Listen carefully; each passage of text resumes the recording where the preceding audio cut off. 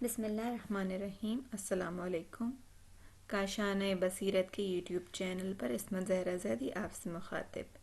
جیسا کہ ہم کتاب دار الاخرہ شہید دستغیر کی کتاب اور تعلق ہے اس کا ان لیکچرز سے کہ جو انہوں نے سورہ واقعہ کی تفسیر کو بیان کرنے کے سلسلے میں بیان فرمائے تھے، اس کے درس نمبر 4 پر ہم پہنچ چکے ہیں، جو کہ صفحہ نمبر 43 سے شروع ہو رہا ہے۔ بسم اللہ الرحمن الرحیم۔ اذا وقعت الواقعہ لیس لوقعتها کاذبہ خافضۃ رافعہ۔ یہ پہلی لائن ہے جو سورہ واقعہ کی چند آیات پر مشتمل ہے، اور اس کے بعد اس کی تفسیر نیچے لیکچرز ہیڈنگ وائز بیان ہوئے ہیں۔ پہلی ہیڈنگ، قرآن مجید کی عظیم آیت بسم اللہ بلند آواز کے ساتھ ادا کرنا۔ بسم اللہ الرحمن الرحیم، جو کہ ہر سورہ کے شروع میں ہے، بریکٹ میں لکھا ہوا ہے سوائے سورہ براءت۔ اس کے بارے میں اختلاف پایا جاتا ہے کہ یہ ہر سورہ کا جز ہے جس کو پڑھنا چاہیے، یا یہ ایک مستقل آیت ہے، اور ہر سورہ کے شروع کرنے سے پہلے چاہیے کہ اللہ کے نام کا ذکر کیا جائے، اس لیے اسے اول میں ذکر کیا گیا ہے۔ شیعہ فقہا میں سے اکثر نے قول اول یعنی پہلی بات کو قبول کیا ہے کہ یہ بسم اللہ اسی سورہ کا جز ہے، بریکٹ میں لکھا ہوا ہے، جس کو آپ پڑھنا چاہتے ہیں۔ حتی تصریح کرتے ہیں کہ بسم اللہ کو اسی سورہ کے جز کی نیت سے پڑھنا چاہیے۔ اگر بغیر کسی قصد کے بسم اللہ تلاوت کی گئی ہو تو چاہیے کہ دوبارہ اسی سورہ کی قصد سے تکرار کرے، جبکہ سنی علماء قول دوم کو اختیار کرتے ہیں، بلکہ بعض تو اس سے بھی بڑھ کر قائل ہیں کہ یہ جزء قرآن ہی نہیں ہے، اسی وجہ سے اس آیت کو نماز میں پڑھنے سے محروم رکھا ہے، حالانکہ یہ قرآن مجید کی بہت اہم آیت ہے جسے وہ قرأت سے ساقط کرتے ہیں، صفحہ نمبر 44۔ جبکہ ہمارے مذہب کے مطابق اگر کسی نے جان بوجھ کر اس آیت بسم اللہ کو ترک کر دیا تو اس کی نماز باطل ہے۔ ہم نہ صرف اس کو حمد اور سورت کے ساتھ پڑھنے کو ضروری سمجھتے ہیں، بلکہ اس کو بلند آواز میں پڑھنے کی بھی رعایت کرتے ہیں، جو کہ مومن کی پہچان ہے۔ ریفرنس دیا گیا ہے، ریفرنس میں آگے بریکٹ میں لکھا ہوا ہے 1، اور نیچے حاشیے میں اس کی ڈیٹیل موجود ہے کہ امام حسن عسکری علیہ السلام کی مشہور روایت کی طرف اشارہ ہے، جو کہ فرماتے ہیں کہ مومن کی 5 نشانیاں ہیں: سیدھے ہاتھ کی انگلی میں انگوٹھی پہننا، پیشانی خاک پر ملنا، 51 رکعت نافلہ اور دن رات کی نماز پڑھنا، زیارت اربعین پڑھنا، اور بلند آواز میں بسم اللہ الرحمن الرحیم پڑھنا۔ تو یہ انہوں نے یہاں پر ریفر کیا ہے اس کو۔ آگے بڑھتے ہیں اس کتاب میں، یعنی ظہر و عصر کے جہاں سورہ کو آہستہ پڑھتے ہیں، اس میں بھی اس آیت بسم اللہ کو بلند آواز سے پڑھے، یعنی ظہر اور عصر جہاں سورہ کو آہستہ پڑھتے ہیں اس میں بھی بسم اللہ الرحمن الرحیم کو بلند آواز میں پڑھا جائے۔ اگلی ہیڈنگ، حور العین کے لباس پر بسم اللہ۔ بحار الانوار کی روایت کے مطابق کچھ حوریں پروردگار نے اپنے قلم قدرت سے نورانی نقش کے ساتھ خلق کی ہیں کہ جن کے چہرے کی سیدھی جانب محمد رسول اللہ، اور چہرے کی بائیں جانب علی ولی اللہ، اور پیشانی پر الحسن، اور ٹھوڑی پر الحسین، اور ہونٹوں پر بسم اللہ الرحمن الرحیم نقش ہوا ہے۔ ان حوروں کو ان افراد کے لیے خلق کیا جو عظمت اور معرفت سے بسم اللہ الرحمن الرحیم کہتے ہیں، صفحہ نمبر 45۔ البتہ ہر شخص اپنی معرفت کے مطابق بہرہ مند ہوگا، یعنی المعروف بقدر معرفہ، یعنی کوئی بھی اس درگاہ سے محروم نہیں ہوگا۔ اگلی ہیڈنگ، بیٹے کا بسم اللہ پڑھنا اور باپ کا قبر میں بہرہ مند ہونا۔ بسم اللہ کا فائدہ حتیٰ کہ پڑھنے والے کے ماں باپ کو بھی پہنچتا ہے، اگرچہ پڑھنے والا بچہ ہی کیوں نہ ہو۔ وہ روایت شریفہ میں آیا ہے کہ پیغمبران میں سے کوئی پیغمبر کسی جگہ سے گزر رہے تھے کہ اپنے ہمراہ چلنے والوں سے کہا کہ جلدی سے اس جگہ سے گزر جاؤ، کیونکہ یہاں پر ایک قبر میں عذاب ہو رہا ہے۔ اسی جگہ پر کچھ ہی دیر گزری کہ پھر فرمایا، آرام سے چلو کہ قبر روح ریحان میں ہے۔ لوگوں نے پوچھا کہ کیا ہوا؟ پہلے تو آپ نے فرمایا کہ صاحب قبر عذاب میں ہے، تو فرمایا کہ صاحب قبر کا ایک بیٹا ہے جس کو مکتب میں داخل کرایا گیا ہے۔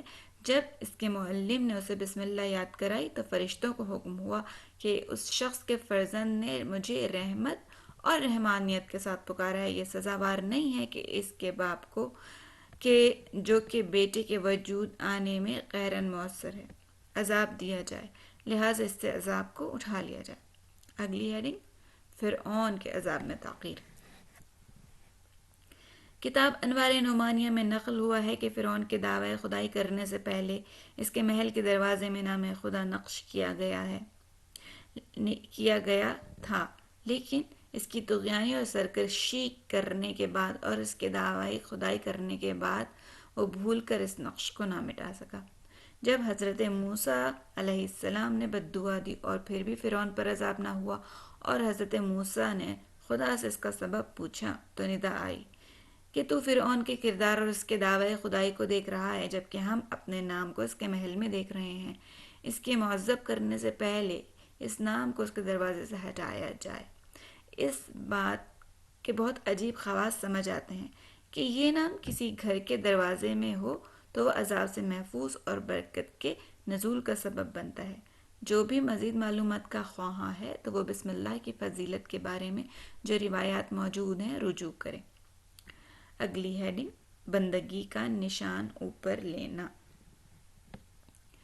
ایک روایت کے مطابق جو حضرت امام موسی رضا علیہ السلام سے پہنچی ہے، اس میں بسم اللہ کو مادہ وسم یعنی داغ رکھنے اور نشان رکھنے کے معنی میں پایا گیا ہے۔ بریکٹ میں لکھا ہوا ہے، اس میں نفسی بسم ہی من سماعت اللہ، بریکٹ کلوز۔ وسم علامت گزاری اور نشان رکھنا اور داغ کے معنی میں ہے۔ حاصل فرمان حضرت امام رضا یہ ہوا کہ بسم اللہ یعنی میں بندہ خدا عبداللہ ہوں، نہ کہ عبد الہوا یعنی خواہشات کا بندہ نہیں ہوں۔ شیخ صفحہ نمبر 47۔ شیخ شستری آل اللہ مقامہ اپنے مواعظے میں ارشاد فرماتے ہیں کہ آیا آپ نے تمام عمر میں کبھی لا الہ الا اللہ درست کہا ہے؟ بندہ بھی عرض کر رہا ہے کہ ہم زندگی بھر کبھی ایک مرتبہ سچائی کے ساتھ بسم اللہ نہیں کہتے ہیں، یعنی داغ بندگی کو اپنے اوپر لیا ہے۔ ڈرتا ہوں کہیں داغ بندگی شیطان نے اتار نہ لیا ہو۔ اگلی ہیڈنگ، نشانہ داغ بندگی خدا یا بندگی شیطان۔ پوچھو گے کہ کہاں سے معلوم ہوا کہ داغ بندگی کو اپنایا یا داغ بندگی شیطان کو؟ اس کا معلوم کرنا نہایت آسان ہے۔ بقول شاعر، اسکوزہ برون ہمان تراوت کے درست کے کوزے سے وہی نکلتا ہے جو ہوتا ہے۔ اگر کسی نے بندگی خدا کو اپنایا تو تمام پہلوؤں سے بندہ خدا ہوگا، اس کا دل توحید سے لبریز ہوگا، اس کی زبان، ہاتھ، پاؤں اور تمام اعضاء و جوارح بندگی خدا میں ہوں گے۔ لیکن خدا نہ کرے وہ داغ بندگی شیطان میں ہوا تو خدا سے کوئی واسطہ ہی نہ ہوگا۔ آپ نے سنا ہوگا حضرت موسیٰ علیہ السلام، حضرت موسی کاظم علیہ السلام بشر ہانی کے گھر کے سامنے سے گزر رہے تھے کہ لہو و لعب یعنی گانے بجانے کی صدائیں بلند ہوئیں۔ ایک کنیز گھر سے باہر آئی تاکہ کچرے کی بالٹی پھینک دے۔ حضرت نے اس سے پوچھا کہ صاحب خانہ آزاد ہے یا بندہ؟ اس کنیز نے عرض کی کہ آقا کے پاس بہت سے غلام اور کنیزیں ہیں، وہ کیسے عبد ہو سکتا ہے؟ امام نے فرمایا، صحیح بات ہے، اگر وہ بندہ ہوتا تو اس طرح نہ ہوتا۔ کنیز دوبارہ گھر میں گئی، تمام ماجرے کو بشرحانی سے نقل کیا۔ بشرحانی نے پہچان لیا کہ یہ بات امام موسی کاظم کے علاوہ کوئی نہیں کہہ سکتا۔ باہر آ کر امام موسی کاظم کے پاس پہنچتا ہے، اپنے کو امام کے قدموں میں گراتا ہے اور کہتا ہے، آقا میں توبہ کرنا چاہتا ہوں اور بندہ بننا چاہتا ہوں۔ یہ کہہ کر اس نے آلات لہو کو توڑ دیا اور اس کی حالت امام کی برکت سے بدل گئی۔ واہ ہو حالت بدبختی پر کہ نفاق بڑھتا جا رہا ہے۔ ظاہراً داغ بندگی کا دعویٰ کرتے ہیں لیکن باطناً شیطان کی بندگی کر رہے ہوتے ہیں۔ درس نمبر 4 اختتام کو پہنچا ہے۔ صفحہ نمبر 49 سے درس نمبر 5 کا آغاز ہے۔ اسی طرح سے بسم اللہ کے بعد چند آیات ہیں اور اس کے بعد ہیڈنگز کے ساتھ ڈیٹیلز۔ بسم اللہ الرحمن الرحیم، اذا وقعت الواقعہ لیس لوقعتها کاذبہ خافضۃ رافعہ۔ ہیڈنگ، بسم اللہ میں اسم اور اللہ کا معانی۔ حضرت امام رضا علیہ السلام سے منقول ہے، اس میں مادہ سما سے ہے جس کے معنی علامت کے ہیں۔ بسم اللہ یعنی خود کو بندگی یا خدا کی علامت سمجھنا، یعنی فقط اللہ کا بندہ ہوں اور کسی اور کی بندگی سے کنارہ کش ہوں، جبکہ اللہ اس میں ذاتی پروردگار ہے جو کہ تمام صفات کمالی کو شامل کرتا ہے، یعنی اس میں مبارک اللہ تمام اسماء حسن و صفات عالیہ کا مظہر ہے، خالقیت و رازقیت، فریادوں کو سننے والا، زندگی دینے والا، جان لینے والا، یعنی تمام شان الوہیت و ربوبیت خدا اس نام مبارک کے اندر ہے۔ یہ وہ نام ہے جو پروردگار کے لیے خاص ہے اور کسی اور کے لیے نہیں بولا جاتا ہے۔ اللہ اس ذات کا خصوصی نام ہے جو کہ تمام موجودات کے لیے مبدا و معاد ہے، وہ وجود ہے جس میں کسی بھی فطرت پر رہنے والے کو شک نہیں ہے۔ اگلی ہے کوئی بھی کوزہ بغیر کوزہ ساز کے وجود میں نہیں آ سکتا۔ اگر کوزے کو آپ کے سامنے لا کر کہا جائے کہ خود بخود وجود میں آیا ہے، کیا آپ یقین کر لیں گے کہ مٹی کس طرح خود بخود وجود میں آ سکتی ہے؟ صفحہ نمبر 50۔ اس کوزے کی طرح جس میں نظم موجود ہے، کوزے کی منظم شکل اس بات کا ثبوت ہے کہ ایک فاعل، مختار اور عاقل نے اس کو بنایا ہے اور اپنے فہم و شعور سے مٹی کو ایک خاص مقصد سے اس صورت میں ڈالا ہے۔ کیا ہمارا اور آپ کا بدن گواہی نہیں دیتا کہ دست قدرت اسی کی ذات ہے؟ نباتاتی ذرات کو پدر و مادر میں جمع کیا، پھر اسے نطفہ بنا دیا، یہاں تک کہ اس موجودہ صورت تک پہنچایا، اور کیسی عجیب و غریب چھوٹی بڑی ہڈیوں، رگ، اعضاء اور کھال اور گوشت و مغز، ہاتھ، پاؤں، آنکھ، کان، زبان، ناک اور وہ جوڑ بنائے جن کی وجہ سے انسان حرکت کر سکتا ہے۔ اگر ہم اس زاویے سے خدا کی قدرت نمائی کو اپنے بدن میں ملاحظہ کریں کہ اے مصور یعنی خدائی، اے خدا جو تو نقاشی بناتا ہے، کتنی زیبا تصویر! 3 مختلف پردوں، رحم، سینہ اور شکم میں وہ ایک پانی کے نطفے پر بناتا ہے۔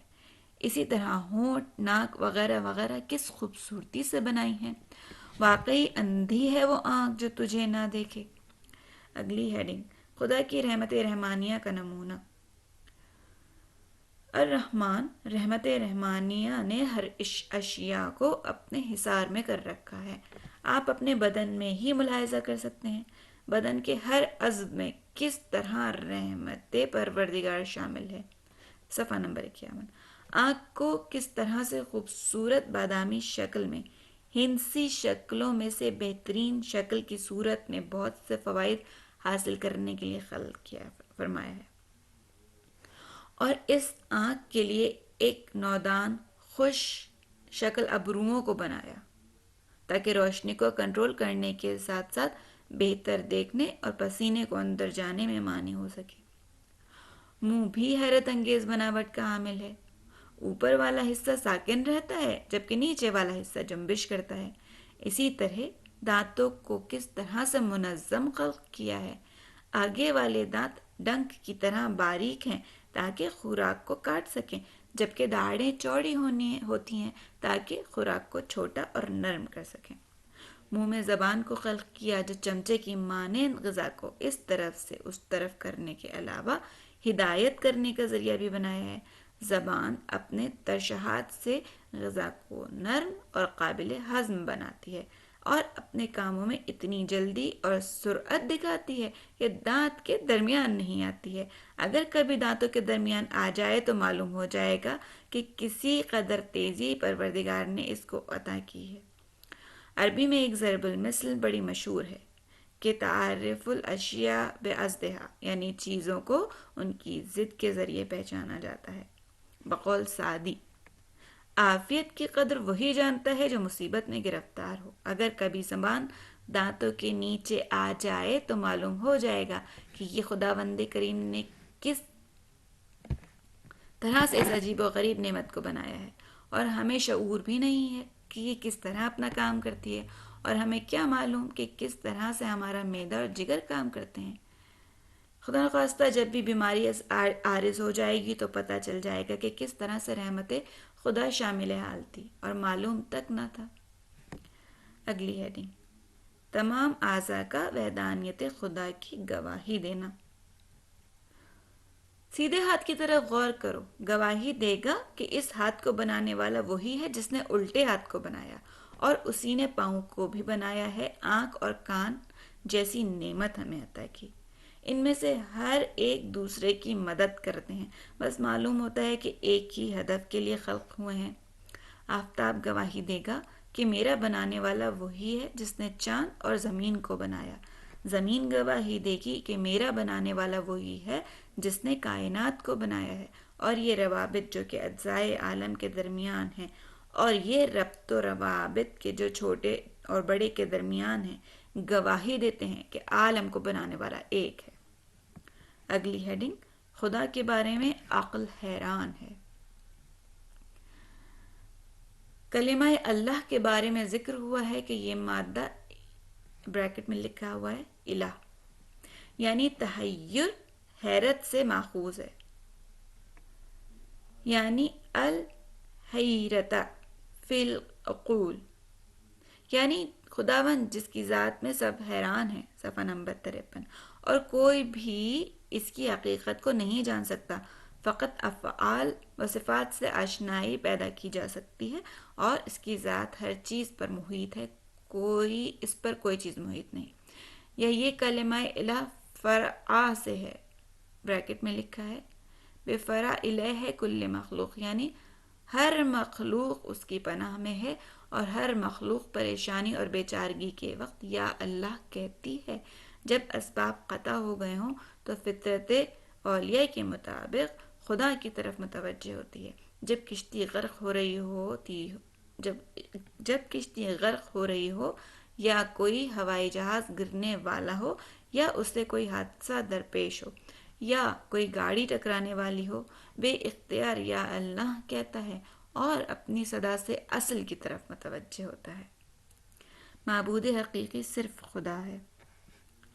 اللہ یعنی حقیقی معبود، یعنی یہ وہ ہے جو لائق عبادت ہے اور لائق ہے اس کے سامنے خضوع و تذلل کیا جائے، اور اس کے علاوہ کسی اور کے لیے جائز نہیں ہے۔ اب یہاں پر ریفرنس دیا ہے انہوں نے اس بات کا، آگے بریکٹ میں لکھا ہے 1 اور پھر نمبر 1 کی ڈیٹیل میں ہے، یعنی کہ یہ بات موجود ہے سورہ حج سورہ نمبر 22 آیت نمبر 26، اور اس کے علاوہ جی آگے ایک شعر ہے جو میں آپ کے سامنے پڑھتی ہوں۔ اللہ کل شعین ما خل اللہ باطل وکل نعیم لا محالۃ زائل۔ خدا کے علاوہ سب محتاج ہیں، آگے پھر ایک اور ریفرنس ہے، بریکٹ میں نمبر 2 لکھا ہوا ہے، یعنی خدا کے علاوہ سب محتاج ہیں، اس کا ذکر قرآن میں سورہ فاطر آیت نمبر 51 میں موجود ہے۔ وہ بے نیاز ہے اور قابل عبادت ہے، اور اس کے سامنے تذلل اور دست دراز کرنا سزاوار ہے۔ غیر کے سامنے دست دراز کرنا صحیح نہیں، صفحہ 54، کیونکہ وہ خود ہی خدا کا محتاج ہے۔ حیرت کی بات ہے کہ انسانوں میں سے بعض نے کتنا خود کو گمراہ کیا ہوا ہے اور کتنے پست ہو گئے ہیں۔ جمادات یا نباتات یا حیوانوں میں سے کسی کی پوجا کرتے ہیں۔ سورج یا درخت یا گائے کی پوجا کرنے والوں کے بارے میں سنا ہی ہوگا۔ جب پوجا کرنے والے جس کی پوجا کی جا رہی ہے اس سے برتر ہیں، انسان جمادات اور نباتات اور حیوانوں سے اشرف ہے۔ تمہارے پاس عقل ہے جبکہ گائے وغیرہ کے پاس نہیں ہے۔ اگلی ہیڈنگ، شاہ پرستی بشر کے لیے نگ ہے۔ اس طرح وہ لوگ جو اپنے جیسے بہتر کے لیے خضوع کرنے پر بھی حد سے تجاوز کرتے، تم میں اور شاہ میں کیا فرق ہے؟ حمام میں دونوں ہی برہنہ ہوتے ہیں۔ اسی طرح جب میت کو غسل دیا جاتا ہے، غسال یعنی غسل دینے والا تم دونوں کو برہنہ کرتے ہیں تو کیا فرق باقی رہ جاتا ہے؟ قبرستان میں تم دونوں ہی زیر خاک ہو جاؤ گے، پھر اپنے جسم کے لیے کیوں خضوع کرتے ہو؟ اس لیے کہ جاہل ہو۔ تم دونوں ہی ایک خدا کے بندے ہو۔ مومن کو کوئی چیز کم نہیں کرتی، اگر کرتی ہے تو خدا کے لیے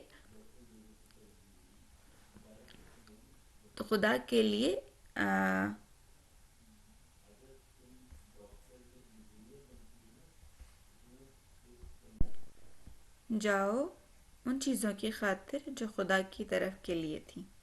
اگلی ہیڈنگ، طاؤوس یمانی کی حشام بن عبد الملک کے ساتھ گفتگو۔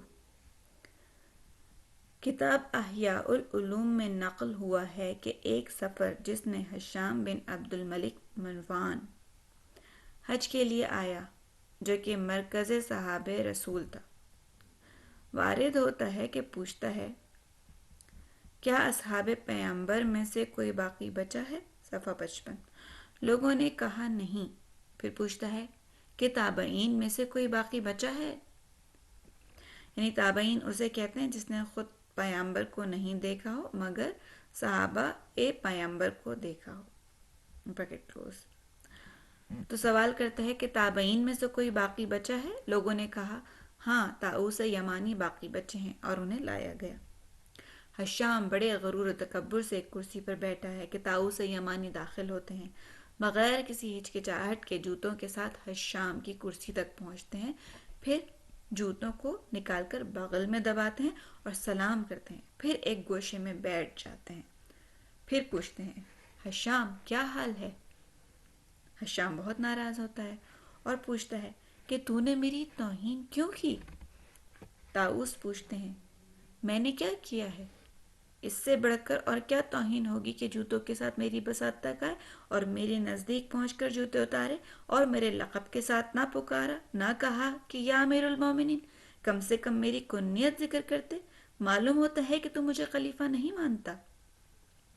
طاؤوس جواب دیتے ہیں میں 5 مرتبہ رب العالمین کی بارگاہ میں جوتوں کو اتارتا ہوں، لیکن میرے پروردگار نے میرا کبھی مواخذہ نہ کیا اور داخل ہوتے ہوئے تجھے امیر المومنین نہیں کہا، اس لیے کہ میں جھوٹ بولنا نہیں چاہتا تھا، کیونکہ تجھے سب امیر المومنین نہیں مانتے، اور اس لیے تیرا نام لیا، کنیت ذکر نہ کی، کیونکہ خدا نے پیغمبران کے نام کے لیے کنیت کو ذکر نہ کیا۔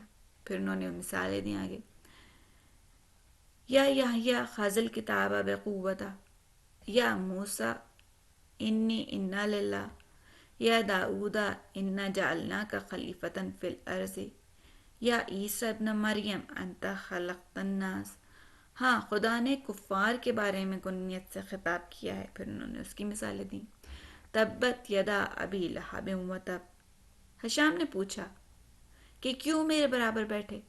طاؤوس نے جواب دیا اپنے مولا امیر المومنین علی ابن ابی طالب کا فرمان سنا ہے کہ اگر تو کسی جہنمی کو دیکھنا چاہتا ہے تو دیکھ ایسے آدمی کو جو بیٹھا ہو اور اس کے کنارے کوئی دوسرا آدمی کھڑا ہو، تو اس کے ساتھ کیا فرق محسوس کرتا ہے کہ تو بیٹھا رہے اور وہ کھڑا رہے؟ کیوں اسے نہیں بیٹھنے دیتا؟ تم دونوں کی ایک ہی اصل ہے، دونوں ایک مٹی سے بنائے گئے ہو اور خاک کی طرف پلٹائے جاؤ گے۔ یہی لوگ ہیں جو خدائی دعویٰ کرتے ہیں، لیکن فرعون کی طرح ان کے پاس اسباب نہیں ہیں، ورنہ یہ لوگ بھی دعوی خدائی کر بیٹھتے اگر جرت ہوتی۔ صفحہ 57۔ بہرحال حشام خاموش ہو گیا۔ اس وقت کہتا ہے کہ مجھے کوئی نصیحت کرو۔ طاؤوس کہتے ہیں اپنے مولا سے سنا ہے کہ وہ یہ فرماتے تھے خداوند نے جہنم میں کچھ سانپوں کو خلق کیا ہے جن میں سے ہر ایک اونٹ کے برابر ہے، اور بچھوؤں کو خلق کیا گیا ہے جو قاطرے کے برابر ہیں۔ یہ ڈسنے والے جانور اس حاکم بادشاہ کے لیے ہیں کہ جو ظالم ہو۔ یہ کہہ کر مجلس سے اٹھ کر باہر چلے جاتے ہیں۔ اگلی ہیڈنگ، کچھ لوگوں پر حکومت فی گھر میں۔ غرض ایک بندے کی دوسرے بندے کے سامنے خضوع و تذلل اور چند روزہ حکومت بھی، وہ بھی بغیر حق کے، وہ بھی ایسی حکومت جو آج صدر بنے تو کبھی صدارت سے ہٹا دیا جاتا ہے۔ ضمناً یہ بات ذہن نشین کر لیں، یہ کوئی شاہ اور حاکم کے درمیان منحصر نہیں ہے۔ بعض لوگ اپنے شاگردوں یا بیوی کے ساتھ حکمرانی کا رویہ اپناتے ہیں، اگر کوئی دسترس حاصل کر لیتے ہیں تو یہ بھی فرعون بن جاتے ہیں، یعنی جھوٹے فرعون جو دعوی خدائی کرتے ہیں۔ صفحہ 58۔ صفحہ 58 پہ اب ہم اگلے درس کی طرف رواں ہیں کہ جو کہ درس نمبر 6 ہے۔ بسم اللہ الرحمن الرحیم۔ اذا وقعت الواقعہ لیس لوقعتها کاذبہ خافضۃ رافعہ۔ ہیڈنگ، خداوند کی رحمت رحمانیہ و رحیمہ۔ الرحمن اور الرحیم یہ دو اسم ہیں۔ اسماء حسنہ میں سے دونوں اسم شریف خداوند کی بے انتہا رحمتوں کی حکایت کرتے ہیں، لیکن دو قسم کی رحمت ہے۔ الرحمن اسم خاص لصفت و عامہ والرحیم اسم عام لصفت و خاصہ، یعنی رحمان اسم خاص ہے جو پروردگار کے ساتھ خاص ہے اور کسی اور کے لیے نام رحمان صحیح نہیں۔ اگر کسی مخلوق کے لیے رحمان کا لفظ استعمال ہو تو ضروری ہے کہ اس سے قبل عبد کے لفظ کا اضافہ کیا جائے۔ عبد الرحمن یعنی اس خدا کا بندہ جو رحمان ہے، جبکہ رحیم عام ہے، خدا کو بھی کہا جاتا ہے اور غیر خدا کو بھی۔ رحمت رحمانیہ خداوند عمومی ہے، زمین سے آسمان تلک، ملک سے ملکوت، جمادات، نباتات، حیوانات، انسان اور جمع اجزاء عالم کے وجود کے لیے رحمت رحمانیہ ہے۔ رحمت رحمانیہ کی وجہ سے پودوں کو پیدا کرتا ہے، مردہ زمین کو زندہ کرتا ہے اور ہر موجود کو اس کی ضرورت سے عطا کرتا ہے۔ وہ پودے درخت جو جڑوں کے نیاز مند ہیں ان کے رستے جوڑے ہیں، جیسے اخروٹ کا درخت، اور جو درخت جن کے میوے بہت سنگین ہیں جیسے خربوزے اور تربوز، تو وہ زمین پر ہوتے ہیں اور جڑوں کی ضرورت نہیں ہوتی۔ اگر تربوزوں کی جڑیں ہوتی تو کئی جڑیں مل کر بھی اس کے وزن کو برداشت نہ کر سکتی، اور اس کی شاخیں ٹوٹ جاتی۔ یہ خدا رحمان ہے جس نے اس کو اس طرح سے تخلیق کیا اور ہدایت تکوینی عطا کی۔ اگلی ہیڈنگ، بعض پودوں میں شعور کا ہونا۔ بعض پودوں میں شعور کو مشاہدہ کیا گیا ہے، اور جب بھی کونپلیں کسی دیوار کی طرف پہنچتی ہیں تو خود بخود مڑ جاتی ہیں، جیسے انگور کا درخت جب کوئی دیوار یا لکڑی ہو تو اس کے سہارے اوپر جاتا ہے اور دیوار کے پیچھے جا کر پھیل جاتا ہے۔ بعض درخت جو چھوٹے ہوتے ہیں وہ بڑے درختوں کے نیچے پروان چڑھتے ہیں، کیونکہ انہیں نور آفتاب کی ضرورت ہوتی ہے، لہٰذا یہ آفتاب کی سمت مڑ جاتے ہیں تاکہ آفتاب سے روشنی حاصل کر سکیں۔ بلکہ بعض ایسے پودوں کا انکشاف ہوا ہے جو مچھروں اور دوسرے حشرات کو کھاتے ہیں۔ ان کے پتوں میں سے لیسدار مادے نکلتے ہیں، جو حشرات ان کے اوپر بیٹھتے ہیں اسے کھا کر اپنے اندر ہی ہضم کر لیتے ہیں۔ ہم اس طرح کے شعور بہت سے نباتات اور حیوانوں میں دیکھ سکتے ہیں، اور صرف انسانوں کی حد تک خاص نہیں ہے۔ صفحہ نمبر 60۔ پرندوں کو ہوا متوازن رکھتی ہے۔ غرض جو بھی ضرورت کسی موجود کے لیے لازمی ہوگی وہ رحمت رحمانیہ نے عطا کی ہے، اور رحمت کی جہت سے مخلوقات میں کوئی فرق نہیں ہے۔ خداوند متعال قرآن میں فرماتا ہے، کیا اپنے اوپر اڑتے پرندوں کو نہیں دیکھتے جو پروں کو مارتے ہیں یا نہیں مارتے؟ کیا انہیں رحمان کے علاوہ کوئی تھام رہا ہے؟ پروردگار نے ان کے پروں کو اس طرح سے خلق کیا ہے کہ بظاہر آرام و ساکن ہیں، لیکن پھر بھی ہر حال میں حرکت میں ہیں اور زمین پر نہیں گرتے، اگرچہ ان میں سے بعض کے وزن قابل توجہ ہیں۔ ہر پرندے کو اس کی ضرورت کے مطابق بالوں پر عطا کیا ہے، کھلتے اور بند ہوتے ہیں، کس طرح سے ایک دوسرے کے ساتھ چپکا دیا گیا ہے، ترتیب کے ساتھ آپس میں ملے ہوئے ہیں۔